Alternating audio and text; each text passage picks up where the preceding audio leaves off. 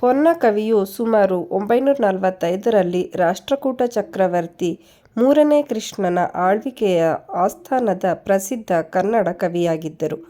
ಕನ್ನಡ ಮತ್ತು ಸಂಸ್ಕೃತಿ ಎರಡರ ಮೇಲೂ ಅವರ ಹಿಡಿತದಿಂದಾಗಿ ಚಕ್ರವರ್ತಿ ಮೂರನೇ ಕೃಷ್ಣ ಪೊನ್ನನಿಗೆ ಉಭಯ ಚಕ್ರವರ್ತಿ, ಕವಿಗಳ ಚಕ್ರವರ್ತಿ ಎಂಬ ಬಿರುದನ್ನು ನೀಡಿ ಗೌರವಿಸಿದರು. ಅವರು ಶ್ರೀಮಂತ ಕಾವ್ಯಾತ್ಮಕ ಚಿತ್ರಣ, ಜೈನ ವಿಷಯಗಳಿಗೆ ಭಕ್ತಿ ಮತ್ತು ಆಸ್ಥಾನಿಕ ಪರಿಷ್ಕರಣೆಗಾಗಿ ಪೊನ್ನರನ್ನು ಸಾಮಾನ್ಯವಾಗಿ ಕನ್ನಡ ಸಾಹಿತ್ಯದ 3 ರತ್ನತ್ರಯಗಳಲ್ಲಿ ಒಬ್ಬರೆಂದು ಪರಿಗಣಿಸಲಾಗುತ್ತದೆ. ಇದರ ಅರ್ಥ 3 ರತ್ನಗಳು, ಆದಿಕವಿ ಪಂಪ ಮತ್ತು ರನ್ನ ಇನ್ನಿಬ್ಬರು. ಇದನ್ನು ಪರಿಪೂರ್ಣವಾಗಿ ಪರಿಚಯಿಸಿದ್ದಕ್ಕಾಗಿ ವಿದ್ವಾಂಸ ಆರ್. ನರಸಿಂಹಾಚಾರ್ಯ ಅವರ ಪ್ರಕಾರ ಪೊನ್ನನು ಆ ಕಾಲದ ಎಲ್ಲ ಕವಿಗಳಿಗಿಂತ ಶ್ರೇಷ್ಠತೆಯನ್ನು ಪ್ರತಿಪಾದಿಸಿದ್ದಾನೆಂದು ತಿಳಿದುಬಂದಿದೆ.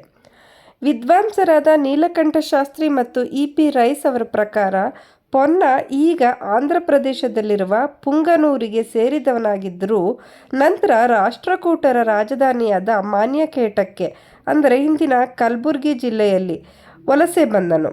ಜೈನ ಧರ್ಮದ 16ನೇ ತೀರ್ಥಂಕರ ಶಾಂತಿನಾಥನ ಜೀವನವನ್ನು ನಿರೂಪಿಸುವ ಶಾಂತಿ ಪುರಾಣ ಅಥವಾ ಶಾಂತಿನಾಥ ಪುರಾಣ ಮತ್ತು ಅವನ ಪೋಷಕ ರಾಜನ ಮೇಲಿನ ಸ್ತುತಿಗೀತೆಯಾದ ಭುವನೈಕ ರಾಮಾಭ್ಯುದಯದಂತಹ ಅವರ ಶ್ರೇಷ್ಠ ಜೈನ ಪುರಾಣಗಳಿಗಾಗಿ ಅವರಿಗೆ ಉತ್ತಮವಾಗಿ ಸ್ಮರಿಸುತ್ತಾರೆ. ಇನ್ನು ಕನ್ನಡದಲ್ಲಿ ಅವರ ಅತ್ಯಂತ ಪ್ರಸಿದ್ಧ ಕೃತಿಗಳು ಅಂದರೆ ಶಾಂತಿ ಪುರಾಣ. ಇದನ್ನು ಚಂಪು ಶೈಲಿಯಲ್ಲಿ ಬರೆಯಲಾಗಿದೆ. ಸಂಸ್ಕೃತದಿಂದ ಆನುವಂಶಿಕವಾಗಿ ಪಡೆದ ಮಿಶ್ರ ಗದ್ಯ ಪದ್ಯ ಶಾಸ್ತ್ರೀಯ ರಚನೆ ಶೈಲಿಯೇ ಚಂಪು ಶೈಲಿ. ಭುವನೈಕ ರಾಮಾಭ್ಯುದಯ ಒಂದು ಸ್ತೋತ್ರ ಬರಹ ಮತ್ತು ಜಿನಾಕ್ಷರಮಾಲೆ ಒಂದು ಜೈನ ಪುರಾಣ. 39 ಅಧ್ಯಾಯಗಳಲ್ಲಿ ಪ್ರಸಿದ್ಧ ಜೈನ ಸಂತರು ಮತ್ತು ತೀರ್ಥಂಕರರನ್ನು ಹೊಗಳುತ್ತಾ ಬರೆದ ಒಂದು ಚರಣಕಾವ್ಯ. ಕೆಲವೇ ಚರಣಗಳು ಲಭ್ಯವಿರುವ ಹಿಂದೂ ಮಹಾಕಾವ್ಯ. ರಾಮಾಯಣವನ್ನು ಆಧರಿಸಿದ ರಾಮಕಥೆಯು ಪೊನ್ನದು ಎಂದು ಹೇಳಲಾಗುತ್ತೆ. ಇತಿಹಾಸಕಾರರಾದ ಕಾಮತ್ ಮತ್ತು ಶಾಸ್ತ್ರಿ ಅವರ ಅಳಿವಿನಂಚಿನಲ್ಲಿರುವ ಶ್ರೇಷ್ಠ ಗತಪ್ರತಿಯಾಗತ ಕನ್ನಡದಲ್ಲಿಯೇ ಅಥವಾ ಸಂಸ್ಕೃತದಲ್ಲಿಯೇ ಎಂದು ಖಚಿತ ಆಗಿಲ್ಲ. ಆದರೂ ಕೂಡ ಸಾಹಿತ್ಯ ಅಕಾಡೆಮಿಯ ಪ್ರಾಧ್ಯಾಪಕ ಎಲ್. ಎಸ್. ಶೇಷಗಿರಿರಾವ್ ಅವರ ಪ್ರಕಾರ ಬರವಣಿಗೆ ಕನ್ನಡದಲ್ಲಿದೆ ಮತ್ತು ಸಾಹಿತ್ಯ ವ್ಯಾಯಾಮ ಪ್ರಕಾರಕ್ಕೆ ಸೇರಿದೆ ಅಂತ ಹೇಳಿದ್ದಾರೆ. ಶಾಂತಿ ಪುರಾಣ ಒಂದು ಪ್ರಮುಖ ಜೈನ ಪುರಾಣ ಆಗಿದ್ದು 16ನೇ ಜೈನ ತೀರ್ಥಂಕರ ಶಾಂತಿನಾಥ ಸ್ವಾಮಿಯ ಸ್ತುತಿಗೀತೆಯಾಗಿದೆ. ಜೈನಚಂದ್ರ ದೇವ ಎಂಬ ಜೈನ ಗುರುವಿನ ನಿರ್ವಾಣ ಸಾಧನೆಯ ಸ್ಮರಣಾರ್ಥ ಇದನ್ನು ಬರೆಯಲಾಗಿದೆ. ಈ ಬರಹವು 12 ವಿಭಾಗಗಳನ್ನು ಒಳಗೊಂಡಿದೆ. ಅದರಲ್ಲಿ 9 ವಿಭಾಗಗಳು ಶಾಂತಿನಾಥನ 11 ಹಿಂದಿನ ಜನ್ಮಗಳ ಮೇಲೆ ಕೇಂದ್ರೀಕರಿಸುತ್ತವೆ ಮತ್ತು ಉಳಿದ 3 ವಿಭಾಗಗಳು ನಾಯಕನ ಜೀವನ ಚರಿತ್ರೆಯ ವಿವರಗಳನ್ನು ನೀಡುತ್ತವೆ. ಈ ಬರಹದಲ್ಲಿ ಪೊನ್ನ ಸಂಸ್ಕೃತ ಕವಿ ಕಾಳಿದಾಸನ ಹಿಂದಿನ ಕೃತಿಗಳಿಂದ ಗಮನಾರ್ಹವಾಗಿ ಎರವಲು ಪಡೆದಿದ್ದಾನೆ. ಆದರೂ ಅವನು ತನ್ನ ಪಾಂಡಿತ್ಯದ ಹಕ್ಕನ್ನು ಸಮರ್ಥಿಸಿಕೊಳ್ಳುವ ತನ್ನ ನಿರೂಪಣೆಯಲ್ಲಿ ಹೆಚ್ಚಿನ ಎತ್ತರಕ್ಕೆ ಏರುತ್ತಾನೆ. ಪೊನ್ನನು ಅಸಗ ಎಂಬ ಕನ್ನಡ ಕವಿ ಬರೆದ ನಿರೂಪಣಾ ಕವಿತೆಯನ್ನೂ ಸಹ ಮೂಲವಾಗಿ ಬಳಸಿದ್ದಾನೆಂದು ತೋರುತ್ತದೆ. ಅವರ ಕೃತಿಗಳು ಈಗ ಅಳಿದು ಹೋಗಿವೆ.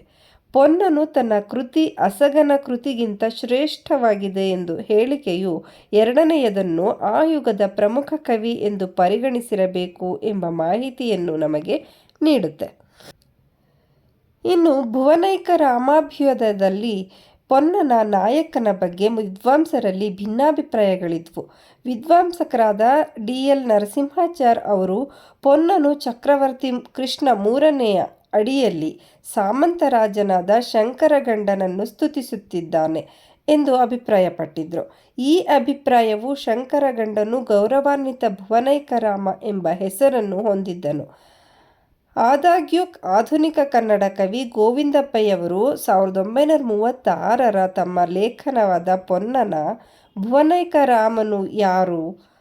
ರಾಜ ಶಂಕರಗಂಡನು ನಂಬಿಕೆಯಿಂದ ಜೈನನಾಗಿರುವುದರಿಂದ ಜಾತ್ಯತೀತ ಬರವಣಿಗೆಯಲ್ಲಿ ಕೇಂದ್ರ ವ್ಯಕ್ತಿಯಾಗಿರಲು ಸಾಧ್ಯವಿಲ್ಲ ಮತ್ತು ಚಕ್ರವರ್ತಿ ಮೂರನೇ ಕೃಷ್ಣ ಕೂಡ ಅದೇ ಬಿರುದನ್ನು ಹೊಂದಿದ್ದರು ಎಂದು ವಾದಿಸಿದರು. ನಂತರ ವಿದ್ವಾಂಸ ಡಿ.ಎನ್. ನರಸಿಂಹಾಚಾರ್ ಅವರು ಗೋವಿಂದ ಪೈ ಅವರ ಸಂಶೋಧನೆಗಳ ಸಿಂಧುತ್ವವನ್ನು ದೃಢಪಡಿಸಿದರು. ಪೊನ್ನ ಕನ್ನಡ ಸಾಹಿತ್ಯದ ಶಾಸ್ತ್ರೀಯ ಯುಗದ ಅತ್ಯಂತ ಗಮನಾರ್ಹ ಬರಹಗಾರರಲ್ಲಿ ಒಬ್ಬರಾಗಿದ್ದರು. ಈ ಅವಧಿಯನ್ನು ಸಾಮಾನ್ಯವಾಗಿ 10ನೇ ಶತಮಾನದ ಮಧ್ಯಭಾಗದಿಂದ ಪ್ರಾರಂಭವಾಗಿ ಸುಮಾರು 150 ವರ್ಷಗಳ ಕಾಲ ವರ್ಗೀಕರಿಸಲಾಗುತ್ತೆ. ಈ ಯುಗದಲ್ಲಿ ಪೊನ್ನ ಮತ್ತು ಇತರ ಇಬ್ಬರು ಕವಿಗಳಾದ ಆದಿಕವಿ ಪಂಪ ಮತ್ತು ರನ್ನ ಶಾಶ್ವತವಾಗಿ ಅರ್ಹತೆಯ ಕೃತಿಗಳನ್ನು ರಚಿಸಿದರು. ಭವಿಷ್ಯದ ಕವಿಗಳಾದ ಮೇಲೆ ಶತಮಾನಗಳವರೆಗೆ ಪ್ರಭಾವ ಬೀರುವ ಕಾವ್ಯಾತ್ಮಕ ರೂಪ ಮತ್ತು ಸಂಯೋಜನೆಯಲ್ಲಿ ಮಾನದಂಡವನ್ನು ನಿಗದಿಪಡಿಸುವ ಬರಹಗಳು. ಈ ಕವಿಗಳು ಎಷ್ಟು ಪ್ರವೀಣರಾಗಿದ್ದರು ಅಂದರೆ ಅವರ ಚಂಪು ಶೈಲಿಯು ಸಂಸ್ಕೃತ ಸಾಹಿತ್ಯದ ಹಿಂದಿನ ಶ್ರೇಷ್ಠರನ್ನು ವಿವಿಧ ಪ್ರಮಾಣದಲ್ಲಿ ಒಟ್ಟುಗೂಡಿಸಿತು. ಅವರ ನಿರೂಪಣೆಗೆ ಕೃತಕತೆಯನ್ನು ನೀಡಿತು. ಕವಿ ಬಾಣನ ಗದ್ಯ, ಕಾಳಿದಾಸನ ಆಕರ್ಷಕ ಪದ್ಯಗಳು, ಭಟ್ಟನಾರಾಯಣನ ನಾಟಕೀಯತೆ ಮತ್ತು ಮೇಘದೂತನ ಭಾವಗೀತಾತ್ಮಕ ಪರಿಮಳವನ್ನು ಸ್ಥಳೀಯ ಅಭಿವ್ಯಕ್ತಿಗಳಿಗಿಂತ ಕನ್ನಡ ಭಾಷೆಯ ಆದ್ಯತೆಯಲ್ಲಿ ನೈಸರ್ಗಿಕ ಮತ್ತು ಸಂಯೋಜಿತ ಸಂಸ್ಕೃತ ಪದಗಳನ್ನು ಕುಶಲವಾಗಿ ಬಳಸಲಾಗುತ್ತದೆ. ಕಟ್ಟುನಿಟ್ಟಾದ ಶಾಸ್ತ್ರೀಯ ಸಂಸ್ಕೃತ ಮಾದರಿಗಳಿಗೆ ಬದ್ಧತೆಯಿದ್ದರೂ ಕನ್ನಡ ಭಾಷೆಯ ಸ್ಥಳೀಯ ರಚನಾ ಶೈಲಿಗಳಾದ ತ್ರಿಪದಿ ಈ ಕವಿಗಳ ನಿರೂಪಣಾ ಕಾವ್ಯಗಳಲ್ಲಿ ವಿತರಿಸಲ್ಪಟ್ಟಿದೆ. ಪೊನ್ನನು ತನ್ನ ಪೋಷಕ ಚಕ್ರವರ್ತಿ ಮೂರನೇ ಕೃಷ್ಣನನ್ನು ಭುವನೈಕರಾಮ ಎಂದು ಸ್ತುತಿಸಿದಂತೆಯೇ ಶಾಸ್ತ್ರೀಯ ಯುಗದ ಇತರ ಜೈನ ಕವಿಗಳೂ ಸಹ ಹಾಗೆ ಮಾಡಿದರು. ಅವರ ಕನ್ನಡ ಬರಹಗಳು ತಮ್ಮ ನಾಯಕರ ಸದ್ಗುಣಗಳನ್ನು ಹೊಗಳಲು ಗದ್ಯದೊಂದಿಗೆ ಮಧ್ಯಪ್ರವೇಶಿಸಿದ ಪ್ರಭಾವಶಾಲಿ ಸಂಸ್ಕೃತ ಪಡೆದ ಪದ್ಯಗಳನ್ನು ಬಳಸಿದವು. ಅವರನ್ನು ಹೆಚ್ಚಾಗಿ ಹಿಂದೂ ಮಹಾಕಾವ್ಯಗಳ ವೀರರೊಂದಿಗೆ ಹೋಲಿಸಲಾಗುತ್ತಿತ್ತು. ಆದಿಕವಿ ಪಂಪ ತನ್ನ ಪೋಷಕ ಸಾಮಂತ ಚಾಲುಕ್ಯ ರಾಜ ಅರಿಕೇಸರಿಯನ್ನು ಪಾಂಡವ ರಾಜಕುಮಾರ ಅರ್ಜುನನಿಗೆ ಹೋಲಿಸಿದರೆ, ರನ್ನ ತನ್ನ ಪೋಷಕ ಚಾಲುಕ್ಯ ರಾಜ ಸತ್ಯಾಶ್ರಯನನ್ನು ಪಾಂಡವ ರಾಜಕುಮಾರ ಭೀಮನಿಗೆ ಹೋಲಿಸುವುದು ಸೂಕ್ತವೆಂದು ಕಂಡುಕೊಂಡನು.